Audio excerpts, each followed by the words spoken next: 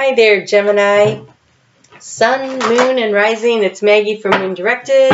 I appreciate you stopping by and checking out my channel where we work with the energy of the moon to see how we can best utilize its energy to move our life forward in the most positive way. I always like to start with a little conversation starter from Spirit, and so while we're doing that, I just want to remind you that your sun sign is how you feel inside, and that your rising sign is your personality and how you interact with the world, and your moon sign is how the world views you. It's how you feel about what's going on around you. I was distracted by your cards. Let's go ahead and get started. Spirit has a lot to talk to you about. You have two major arcanas, and they're pretty serious. You have the World card, which means that there's a major cycle that's ended, and you have a new cycle that's beginning, and you can see that the hands of fate, the little fates, are sitting around and they're working on the tapestry of your life as you move into your new cycle. I'm just going to put these up here today because I kind of liked the way that worked out the other day. Let's see here. And then you have the Hermit, which means going within to distill down the knowledge of the cycle that just passed. Reassessing things, learning things about yourself, working on your spirituality, listening to your intuition, just making your way through things into a whole new way. And so that's a pretty powerful start. We had that full moon that just happened back in your 4th house of home, and now the moon is in Scorpio in your 6th house of day-to-day activities, and it's been there since Saturday, so hopefully you've been using this opportunity to find the beauty and the joy in the small and the mundane of the day-to-day activities of your health. It's about routine, it's about work, but since it came in over the weekend, I kind of think there's a possibility that this had a lot more to do with, your mental health and your, something at home. Some cycle at home, a major cycle though, because we have this World card going on, ended, and so it's required maybe a little self-care over the weekend, and that's nice. Self-care is a good idea, help you become more confident and comfortable with yourself, and it says, have faith, your prayers are manifesting, remain positive, and follow your guidance. Okay, so while you're going through this spiritual, so it says have faith, remember, be sure to be seeking out the guidance of God and your spirit guides, your angels, your ancestors. They're here to help. They want to help. A lot of times, so we have free will. We always have free will. That's not what the a lot of times is. A lot of times we want help, but we don't ask. And if you don't ask, they can't give it to you. If you think you've got it all on your own, they have to stand back and watch you do it.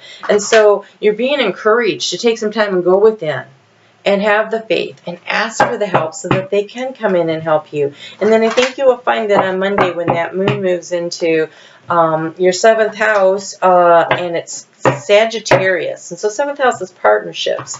And it could be intimate partnerships like a love relationship, or it could be if you're in a business situation. But because of how this week is kind of going, I feel like it's more of the intimate partnership situation here, and you have resilience.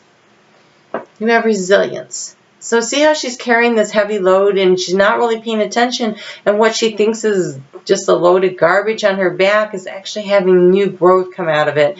And we are getting ready to move into the spring season, and so it's a real opportunity, right, to have new growth sprout. And so there's a resilience, and with all of this that's been going on, the moon in this position on Tuesday is about finding the wisdom. And Sagittarius is about finding the wisdom. And the Hermit is about finding the wisdom. And so I think there's a lot of inner work going on this week for you. I think that, Gemini, you're going to find that there is a lot of information in the stillness, in the small mundane activities while you're being quiet, while your mind is going crazy. And don't forget to be grateful.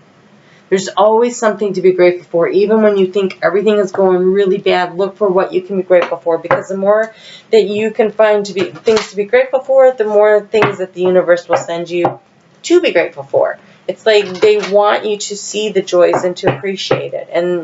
And so sometimes the only thing you can be grateful for is the wisdom. Okay, that was a tough lesson, but I learned something there, and I'm not making that mistake again, right? We've all been there. And so looking for the wisdom and being grateful for what you've learned. And you have, begin now, take your first steps. And so we're getting ready next week to move into Mercury retrograde, which is all about looking back over like the last 4 months or so, and reviewing things, and that's a lot when they say axes come back and everything. Right now we're only in the shadow period. And this is third sign I've done today, and it's the second sign that's being told to start taking steps forward. So I think it's the water signs, because the retrogrades are in water, that are most going to be affected. And so I think that don't let any of that stuff you're hearing out there about Mercury retrograde slow you down. It says begin now. This is your guidance, right? So it says take your first steps. And maybe your first step is just saying, okay, what did I learn? I mean, that's a step. What did I learn? What can I do with this knowledge? And understanding that as you're moving forward and you're spending your time here in thought and being gratitude, that you are gratefulness, you are being protected. The universe is protecting you. And I know that there is this feeling like there's so much resistance to what you're trying to do, or maybe you're feeling resistant to, maybe you feel abandoned. You know, like I've been trying to do this stuff and nothing's working. Maybe that's where the resistance is coming from. Maybe the resistance is coming from an outside source. There's some kind of resistance that you're going to have to push through. There's something you're going to have to overcome. You may just have seasonal affective disorder, and you just have to push through that low energy cycle. Because I know that I have that, and it's just been this last 2 weeks I've started to be like, whoa. You know, but you are protected and you are being guided, and you have this opportunity to really distill down the information that you got from this lesson and have faith that things are moving forward. And you have karmic prosperity and prayers of riches. And so the karmic prosperity says, be ready to release past life agreement on money and prosperity, cut the cords to be free. All right. What does that mean?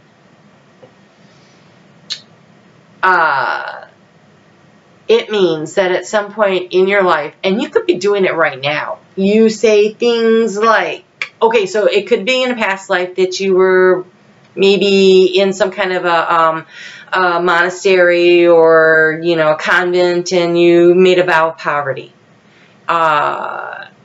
Or in this lifetime, you have said things like, I never have enough money. When you say that, then that's what you're creating, not enough money. So, this full moon energy is still pretty potent. I would go ahead and use it. And I would write down tonight, I release myself from all vows of poverty that I have ever made, past, present, or future. I release myself from all vows of poverty I have ever made, past, present, or future. And then get a pair of scissors and cut it up, and then burn it. You're cutting the cords, and you're turning it over to God. It's a little ritualistic, but it really works, and I highly recommend it. And then you have prayers of riches. Ask the angels in the universe in prayer to send the right people and resources who will assist you on your path to prosperity.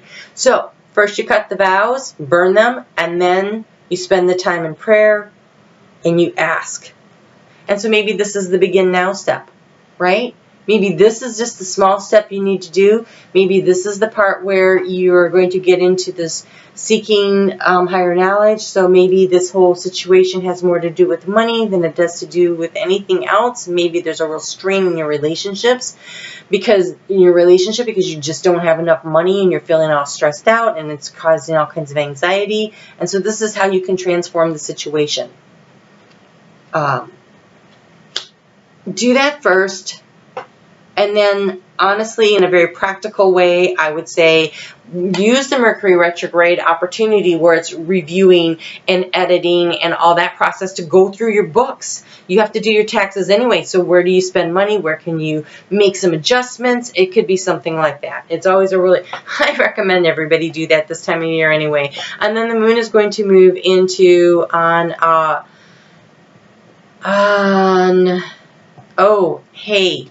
really do this, because on Friday we've got Venus gets in a square with Uranus, and Uranus is at the last degrees of Aries and getting ready to move into Taurus, which is all about money for the next 7 years, and Venus is all about love and money, and they're not having a good conversation on Friday. So while all this stuff is going on, I would certainly use this as an opportunity on that evening to, like, instead of getting in an argument over money, sit down and do this, and then ask for spiritual guidance and help on it, and then do your review of your actual finances over the weekend, because now that you've asked for guidance and you've cut the cords, then Spirit could come in and actually help you, which is really fantastic.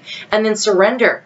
Surrender. On Saturday, when the moon gets into Aquarius, it's in your 9th house of spirituality and higher knowledge and learning and travel. And so surrender to what you're guided to. Like, really make this a spiritual, you know, and then there's the release that comes. Like, once you actually open up your books and you look at them and you see what's going on, there's a lot less fear, because there's more knowledge, there's more information, and information is the fastest way to squelch fear in the first place. Is the more you know, the less there is to be afraid of, because now you have something that you can work with to create something.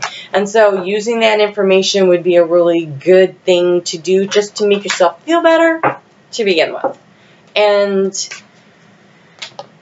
you've asked for guidance, and so listen to the little voice inside of you and see where it takes you. And you deserve the best. Reach for the stars and your dreams and desires, and don't compromise. So you are being offered a lot of opportunity here, and you are confused and indecisive because you do not have enough information. You know what? I do not pick. You watch me. You watch me. I shuffle. I'm not picking your cards for you. That's just the messages I get, and I start talking and then the cards come out. That's really what happens. Okay, so it says here, you are confused and indecisive because you do not have enough information to do the research or seek expert advice before you begin making a decision. So, cut the cords. Release your anxieties about it by actually getting in there, taking a look at your finances. And if you get your taxes done this week and you get that stuff in, you'll get the money back faster anyways, or at least you will know if you owe, how much you owe, and you still have like 6 weeks before you... No, more than 6 weeks. 7? You still have 7 weeks before you have to pay. And so that gives you a little time to figure out how. So putting it off does not make it better. Not at all. All it does is it creates anxiety that we don't need, right? Nobody needs to feel anxious about it. So when you can make a plan and you feel better, right? It's nice and grounded then. And don't forget this weekend to allow the flow of synchronicity into your life. You have coral. Allow the flow of synchronicity into your life. So go ahead and take these steps, and I bet you what this means is so you've cut the cords of poverty. You have now asked for help. You've done the actual first steps of going through your budget and figuring out where the money is and working on your taxes. And you keep asking for guidance and help, right? You go within, you keep asking, and then sit back and watch how random things will happen. And when I say random, like you need money and all of a sudden you'll make a friend that offers you an opportunity to come and do something because they need to make money. They'll pay you if you'll babysit their kids or what. I don't know. Random money happens. It does. It really does. You just need to ask. So don't worry about how you're going to get the money. That's up to the universe. You need to ask for help. You need to release yourself from your vows of poverty. Do the actual step of asking for help. And take a look at your finances so that you're not living in fear. So you know what you're working with. You can set some kind of goals and get some actual help. All right? Wow, that's a lot. I didn't know we were having a financial conversation, but I'm good with that. All right, so you guys take care. I will see you back here next week. You'll want to get the stuff rolling this week because next week it's kind of chaotic in the out there in the astrology world. So go ahead and get on it right now, okay? And good luck with that. I will talk to you soon. Bye.